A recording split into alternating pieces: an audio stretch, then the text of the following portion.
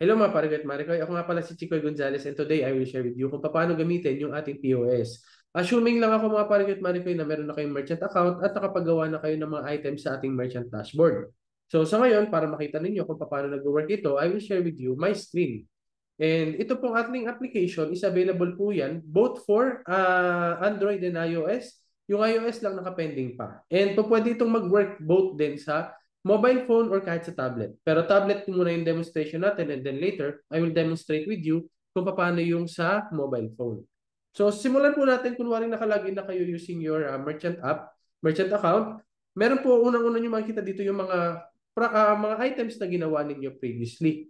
So, andyan na itong mga previous items ng Natsuki Takoyaki Alphonso Bayan. So, sa upper left corner, makikita natin dyan na may button at may pangalan ng store. Dito naman sa kaliwang panel, sa kanan na panel, makikita nyo dito yung order details kapag naglagay tayo ng items.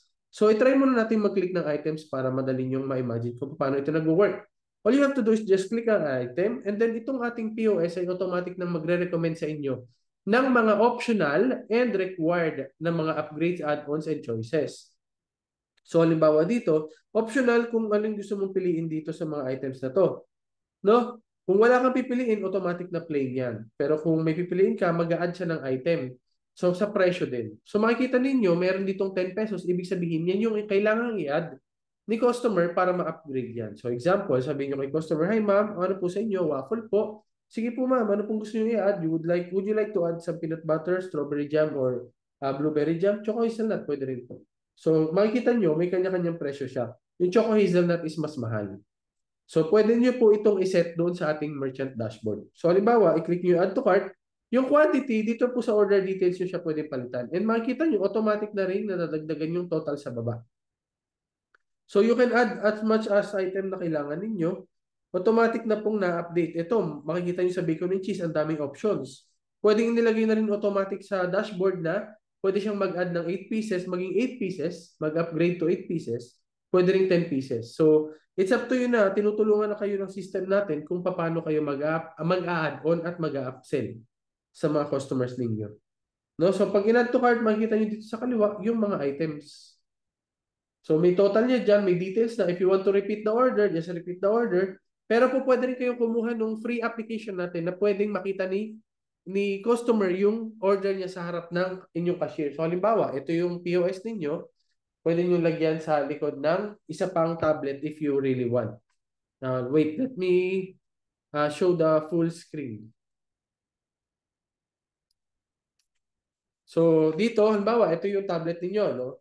Yan yung POS ninyo. Kung pwedeng, meron kayo sa harap at meron din sa nakaharap sa customer. So, it's up to you. Pwede nyo pong i-download yun. Magkakaroon din tayo nun. Libre lang din yun. Kasama na nito. POS na yun. Ang tawag doon ay Customer Display App. So, download nyo lang po yun para makapakita nyo agad kay customer yun. Ma-review niya kaagad yung mga orders na binibili niya sa inyo. So, pag ready na kayo, pwede nyo i-click yung charge, tapos lalabas na yung payment details. So, meron dyan tayong amount due na 533. And then dito may buttons. Halimbawa, pag pinindot mo na paulit-ulit yung 1, mag-a-add lang siya ng mag-a-add. So, 5, mag-a-add siya ng mag-a-add. So, pwede nyo gamitin to kung magkano yung sinend ni customer sa'yo, ilagay mo dyan. Pwede mong i-reset and then pwede mong ilagay kung buo yung ibabayad sa'yo, ilagay mo lang dyan. Kapag kilik mo yung confirm, hindi siya magpo-proceed, no? Kasi yung amount paid kailangan mas mataas sa amount due. So, let's say samahan natin ng 550 ang binayad and then may change siya na 17 pesos. Hindi pa rin yan magko-confirm kasi kailangan ng order type, either dine-in or take-out. In the future, magkakaroon pa to ng for delivery and then may maps pa. So, pwede rin kayo mag-collect kung cash ba siya, card, or e-wallet. So, sa ngayon, ang malalagay lang natin dito is reference number. Pero, wala pa tayong diretso na pagka nagbayad sila ng card, wala pa tayo noon. In the future, magkakaroon yan. Pero kung meron kayong means to accept card and e-wallet, why not? Ilagay nyo lang yung QR code nyo dyan.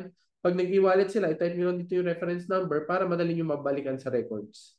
So, assuming tayo na cash, pag nag-checkout ka, nag-confirm kayo ngayon dito, maglo-loading yan, and then mag-send yan sa server, and then mare-receive nyo doon sa inyong merchant app. So, sa merchant app ninyo, lalabas yung listahan ng orders na yon. Ngayon, tip. Meron po ako sa inyong tip. Tip, yung merchant app ninyo, since maraming pwedeng mag-login dito, kung pwede kayong mag-login ng isa at ibigay nyo sa kitchen. Para once na check out kayo sa cashier, yung kitchen ninyo, automatic nang alam nila yung mga orders na pumapasok sa kanila. No? So, isa yan sa take advantage, isa yan sa mga bagay na pwede nyo ma-take advantage with our applications. And syempre, libre lang yun. After mag-confirm, punta naman tayo sa ibang features. Meron tayo ditong pwedeng selection ng category para mas madali sa inyo.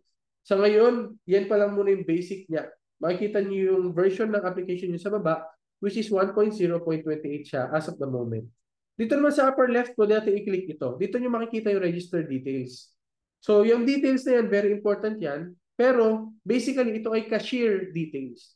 Halimbawa, may opening cash kasi tayo dyan at saka may date kung kailan nag-open. And then, ma-register din dyan yung total sales, which is total in. And then, syempre, yung final cash on hand.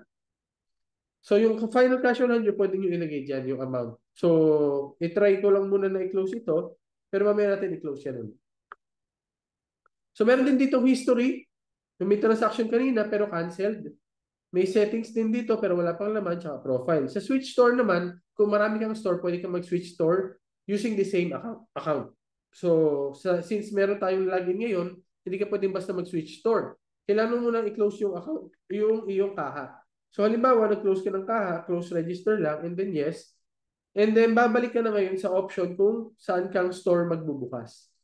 So, depende sa dami ng store mo, maglo-load naman dyan yung mga store na gusto mong buksan. Usually naman, isa lang yung store talaga. So, example naman, magbubukas tayo ng bagong store, example kay Mango Royal, yung cashier mo, kailangan mong i-open. So, pag nag-open ka dyan, tatanungin ka muna dyan kung magkano ba yung hawak mong pera sa start. Siyempre, kapag nagkakaha ka, kailangan may starting account ka, may benta, may gastos, tas may ending balance, di ba? May ending account, may ending cash. So dito, ganun din po yun. Pwede naman zero kung wala talagang starting cash, kung magbebenta ka lang talaga ngayon, nang wala kang hawak na pera. Pero ang hirap nun, di ba? Wala kang panukli. So kung staff nyo yun, syempre, usually may panukli yan, pwede 500, 1,000, depende sa store ninyo. So after nyo mag-open, bumukas na ulit yung mga store and yung mga store products. Andiyan na ulit yun. So tuloy nyo lang po yung mga sistema ninyo kung paano nyo pinapaandar yung inyong POS. So, ganoon lang siya kasimple. Take advantage nyo lang po yung combination ng mga applications natin. Sa ngayon, wala pa tong print, wala pang discount, pero in the future po, you can expect na magkakaroon tayo ng mga ganyang bagay. So, since wala pa tong laman, walang laman ng history, hindi pa rin ako makapag-switch store kasi kailangan muna mag-close ng register. So, i-close po natin yung register natin para makapag-open tayo ng bagong kaha ulit. So, bawat palit ng kaha, bawat palit ng stock, pwede po kayong magpalit-palit ng account dyan. So, pag nag-log out kayo, wala po ditong register at walang password recovery. Ginagawa po lahat yon sa user app.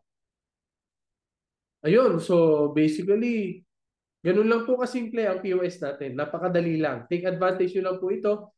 Input ng product, opening cash, closing cash. So, ma-register po natin lahat yan. And please note lang na itong version na ito is nasa testing period pa rin. Napakarami pa namin i-upgrade dyan. Pero basically, yung register ng sales ninyo is okay na. Reminders din po, hindi ito BIR accredited. Kaya mag-register pa rin po kayo ng resibo ninyo. Magsulat pa rin kayo ng resibo every after transaction. So in the future, sana maging BIR accredited na po yung POS natin. Ayun lang po mga parikoy at marikoy, kung partners, maraming salamat. Hopefully po ay matutunan ninyo kung paano gamitin i-take advantage ang POS natin. Libre lang po ito. Para makagawa ng mga merchant store, ng stores at ng product ay gagawan ko po ng another video yan. Gamit po yung ating dashboard.kukoexpress.com. Thank you so much po. Bye!